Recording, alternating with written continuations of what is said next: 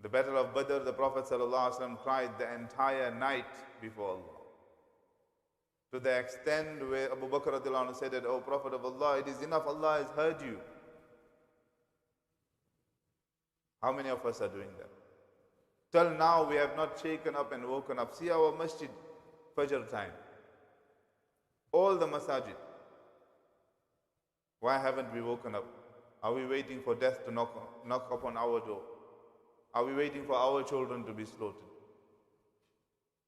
What are we waiting for?